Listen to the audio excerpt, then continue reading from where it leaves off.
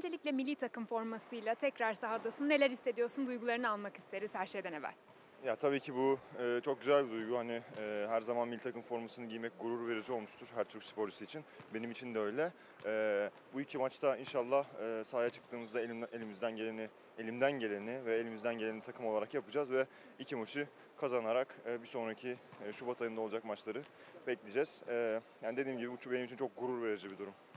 Rakiplerimizle ilgili neler söylemek istersin? Biraz da rakip değerlendirelim. Tabii bir tanesini tanıyoruz aslında ama Ukrayna belki biraz yabancı olduğumuz bir oyuna sahip olabilir. Neler öngörürsün? Yani evet, Letonya'yı tanıyoruz aslında ama birçok oyuncusundan yoksun olacaklar. Euroleague oyuncularından, NBA oyuncularından.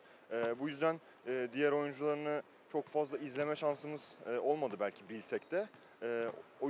Oyuncuları iyi tanımamız gerekiyor, iyi analiz etmemiz gerekiyor ki bunun için koçlarımız zaten bizlere yardımcı oluyorlar. Daha sonra sahaya çıktığımızda onların neler yapabileceğini bildiğimiz sürece bu bizim savunmada işimizi daha da kolaylaştıracaktır. Hani oyun düzenlerini ve sonuçta onlar da bir koç değiştirdiler galiba. Oyun düzenlerini bilmesek de oyuncuları tanımamız bizim için avantaj. Yani Ukrayna dediğiniz gibi bizim için belki tanımadığımız bir rakip, bilmediğimiz bir rakip. Ama sahaya çıktığımızda özellikle Bursa'da inşallah ilk galibiyeti aldıktan sonra, o özgüveni de yakaladıktan sonra Ukrayna'da ben kazanacağımızı düşünüyorum.